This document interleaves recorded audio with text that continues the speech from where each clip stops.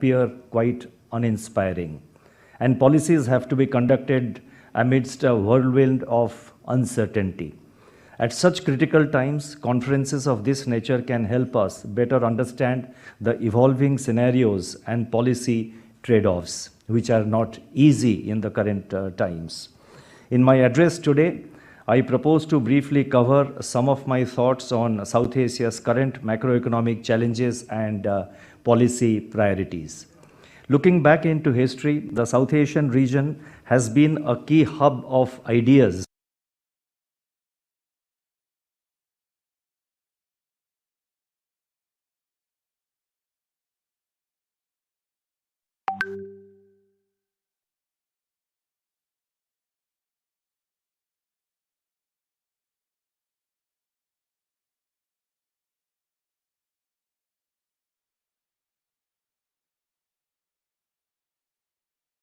macroeconomic challenges and policy priorities. Looking back into history, the South Asian region has been a key hub of ideas. It is one of the youngest regions in the world. The average growth rate in the region has accelerated from 3% in the 1970s to about 7% in the latest decade, that is in the pre-pandemic period. Consequently, per capita income levels have risen alongside notable progress on key development parameters. As per the estimates of the IMF, South Asia contributes nearly 15% to global growth, led by India and Bangladesh. The region also receives 1/5 of total remittance flows in the world.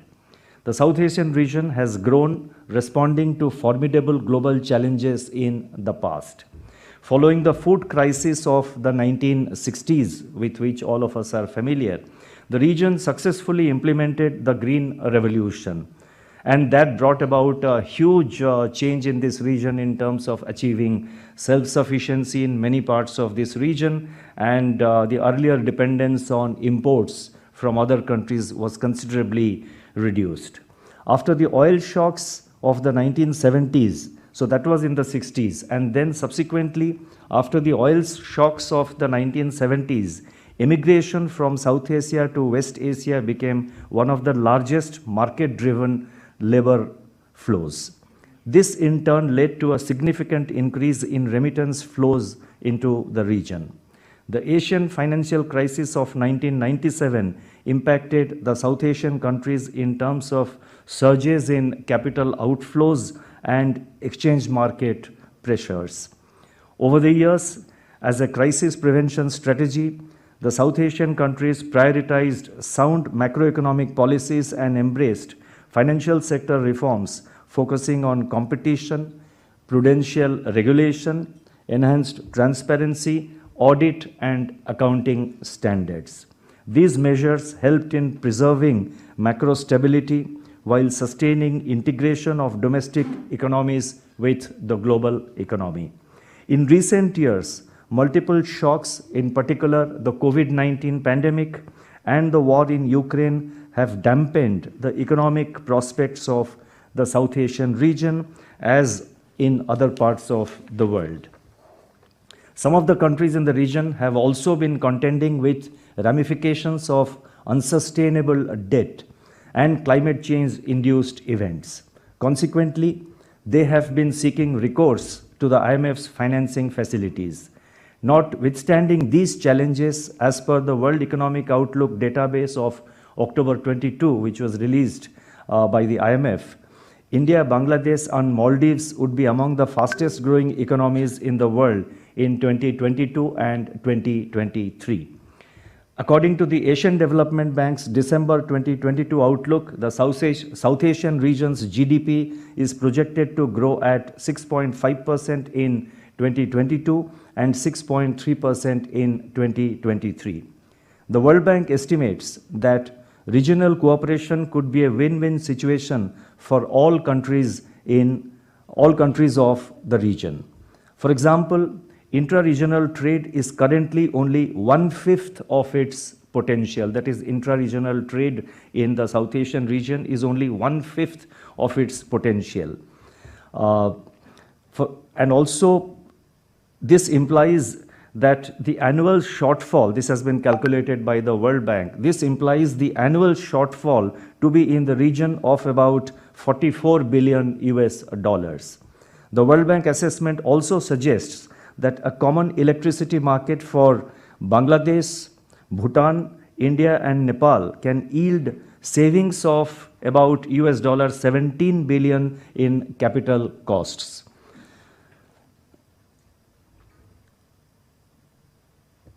Investment in transport and logistics could also help reduce the cost of container shipments in South Asia. According to a study by the IMF, which was conducted in 2019, on South Asia, more than 150 million people will enter the South Asian labor force by 2030.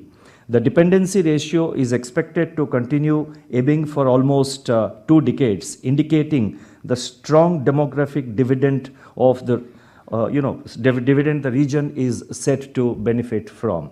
Now, with these positive, with this kind of positive factors, the point is there are critical challenges which I think Antoinette has very rightly, she has captured some of them very quickly, and these are the policy challenges which the entire South Asian region faces. And these challenges, as you know, have been accentuated because of the impact of the COVID-19, the spillovers from the war in Ukraine, the spillovers from globalization of inflation, the spillovers from financial market tightening that's happening all over the world due to almost a synchronized and simultaneous tightening of monetary policies in most of the countries. Now, in these circumstances, I would now like to focus on some of the desirable policy priorities for the South Asian region, and I have identified 6 such policy priorities. The first policy priority for the South Asian region is obviously taming inflation. Multiple external shocks in the form of COVID-related global supply chain disruptions, food and energy crisis following the war in Ukraine, and financial market volatility arising from the aggressive monetary policy tightening have exerted sustained price pressures in the South Asian economies, which is of course felt in other parts of the world also. Now, during the first 3 quarters of 2022, food price inflation in South Asia averaged more than 20%, and that's pretty high. The region's heavy dependence on imported fossil fuels has made it vulnerable to imported fuel inflation. For successful disinflation, credible monetary policy actions accompanied by targeted supply-side interventions, fiscal, trade policy, and administrative measures have become the key instruments. While the recent softening of commodity prices and supply chain bottlenecks should help in lowering inflation going ahead, risks to growth and investment outlook may rise if inflation persists at high levels. Prioritizing price stability may therefore be the optimal policy choice for the South Asian region in the current context. This approach to disinflation, however, needs to be mindful of the rising risks to growth outlook in an environment of deteriorating prospects for global growth and trade activity. The second policy priority that, apart from taming inflation, that I would like to highlight is containing external debt vulnerabilities. Now, the surge in external debt in recent years and associated vulnerabilities have undermined macroeconomic stability in several countries in this region. External debt, which was already elevated in low and middle income countries external debt which was already elevated in low and middle income countries that includes all the South Asian economies in the pre-pandemic period surged to US dollar 9.3 trillion in 2021 from 8.2 trillion in 2019, an increase of 1.1 trillion during these 2 years from 2019 to 2021. The Debt Service Suspension Initiative, that is DSSI, was set up by the G20 in May 2020.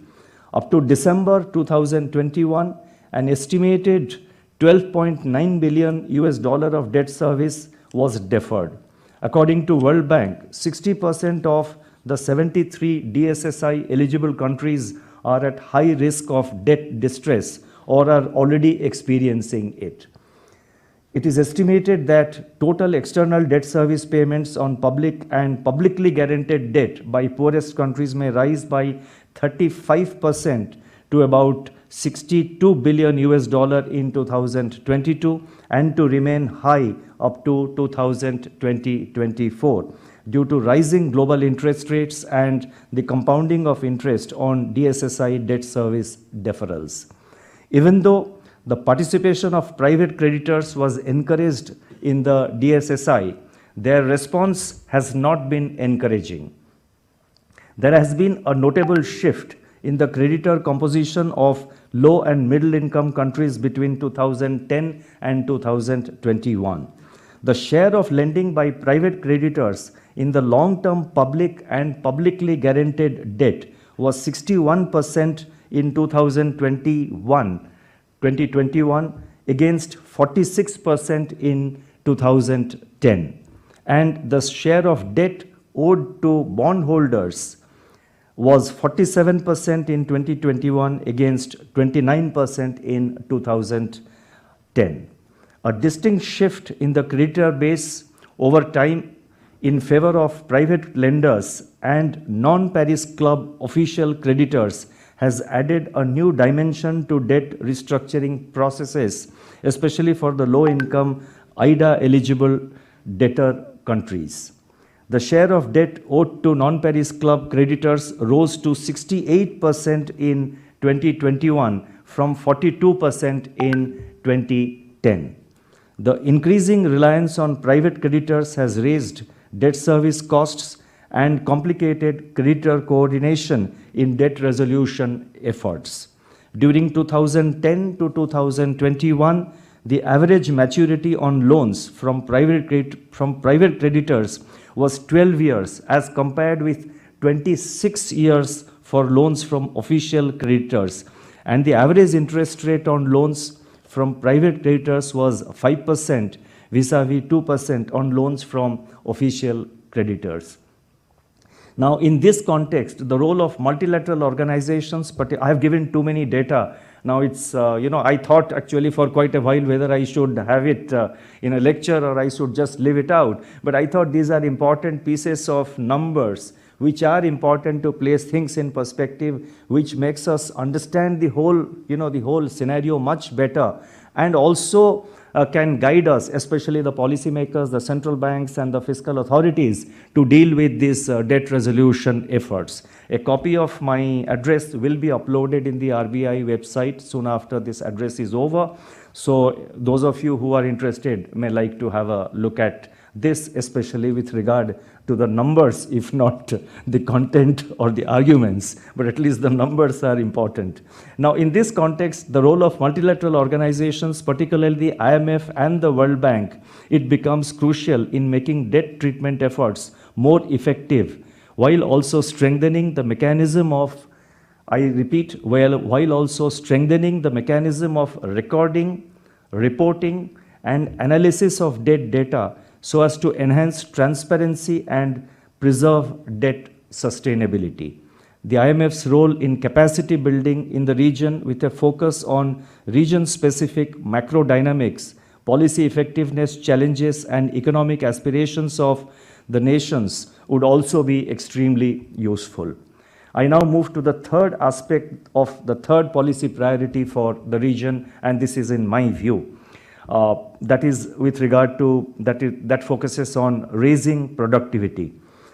While sustained and broad-based economic recovery remains the current policy focus, it is necessary to undertake deep structural reforms to raise the potential growth trajectories of the economies in the South Asian region. Ongoing global realignment of supply chains, green transition, and advances in technology offer new opportunities for investment and growth. But policies would need to create the congenial climate for attracting new private investment, with public sector taking the lead in areas that can create positive externalities such as infrastructure, health, and education. In this context, let me highlight, particularly in the context of raising productivity and what I have just said, in this context, let me highlight some specific areas of policy priority. First, undertaking desirable structural change would require an improvement in resource allocation, moving production from low productive sectors to high productive sectors, and promotion of innovation. Second, skill mismatches, which is a major constraint to resource reallocation, would warrant policy focus on education and skill upgradation. This is particularly important to the South Asian region, as the favorable demography of the region would require that production processes must be labor intensive while also being globally competitive. Third, while free trade and FDI have been conventionally congenial for diffusion of technology and augmentation of productivity, the region's investment on research and development must also increase from the current low levels, and the policy environment for scientific research and startups must be made more rewarding. Fourth, investment in physical infrastructure consisting of energy, transportation, and telecommunication, which are prime drivers of productivity growth, also have to be enhanced. Infrastructure in the contemporary world of digital revolution would also include digital infrastructure, that is data centers, cellular towers, and fiber connectivity, with an emphasis on scalability and resilience. Fintech, e-commerce, edtech, health tech, and food tech are the new age growth propellers and need quality internet connectivity and reliable digital payment systems. I now turn to the fourth area of policy priority, and that is strengthening cooperation for energy security.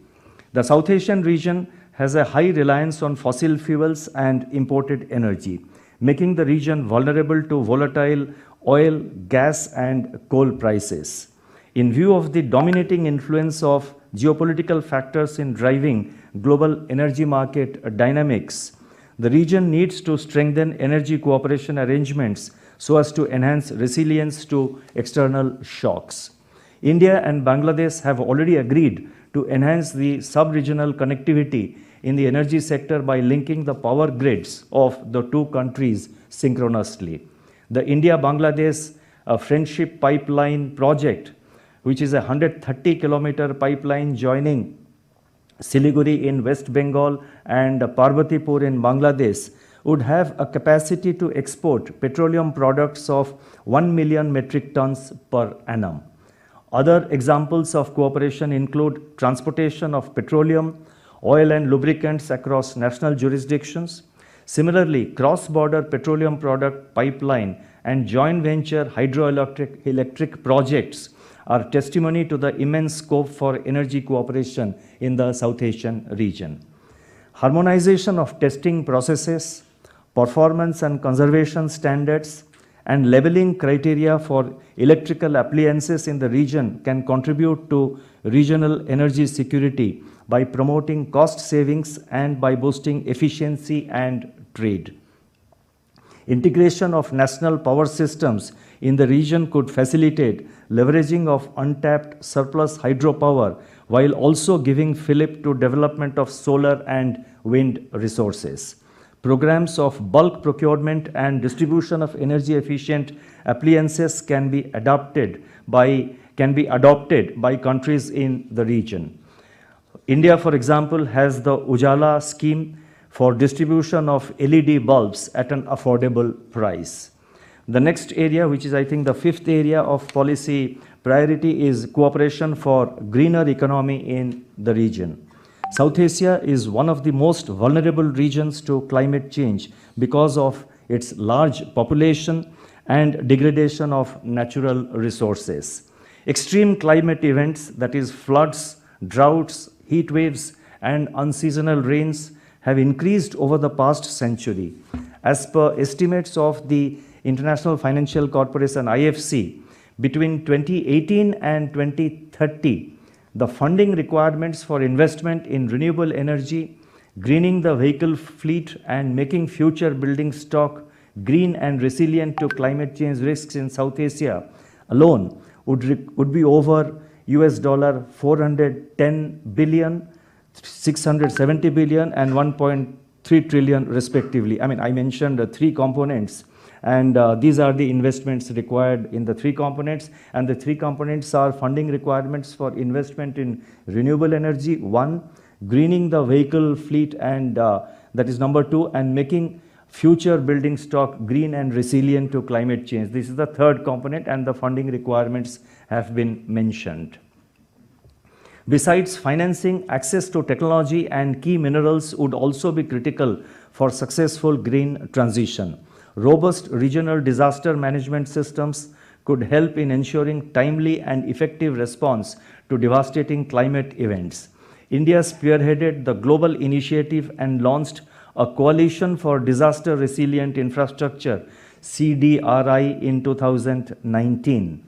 Another initiative, the International Solar Alliance, in partnership with the Global Energy Alliance for People and Planet, aims at solarizing the world. The South Asian regions must strengthen cooperation to make green transition in the region faster and at reasonable cost. And finally, the sixth area of policy priority for this region, I feel, should be promotion of tourism, which has immense potential in this region. Now, tourism is one of the major contributors to the GDP of some of the South Asian nations, such as Maldives, Nepal, Bhutan, and Sri Lanka.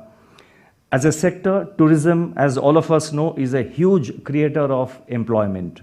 The entire region has rich untapped potential in tourism. In recent period, the tourism sector has somewhat revived in the region, but is yet to reach the pre-pandemic levels, that is the pre-COVID levels. Intra-regional tourist flows also remain below potential. It has revived, but I think it has a way to go. Regional initiatives such as religious tourism circuits spanning countries that have common historical and cultural footprint, adventure tourism circuits, and medical, spiritual, or Ayurveda circuits can help boost tourism industry and create a vibrant regional value chain. Let me now try and conclude. With the global trade outlook for 2023 overcast, greater intra-regional trade in the South Asian region can enhance opportunities for growth and employment in this region. At the central bank level, a key dimension for cooperation in the region has been learning from each other on common goals and challenges, such as infrastructure financing, digital financial inclusion, reducing the cost of cross-border remittances by linking with the UPI system, and unconventional monetary policy, to name a few. Rupee settlement of cross-border trade and central bank digital currency, where the Reserve Bank of India has already started moving forward, can also be areas of greater cooperation in the future. Finally, let me just say that the book to be released today provides plenty of new ideas for forging cooperation in the region and seeking solutions to common problems through right policy interventions.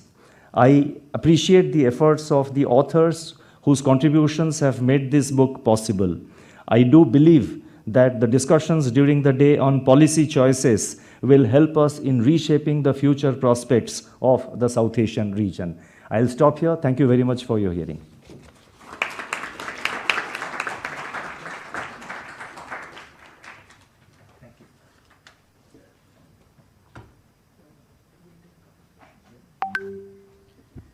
Thank you so much, Governor. Thank you, Antoinette.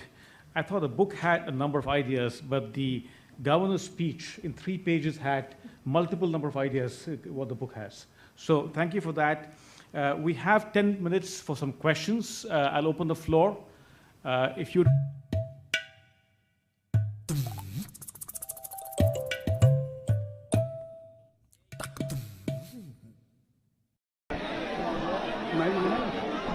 Oh.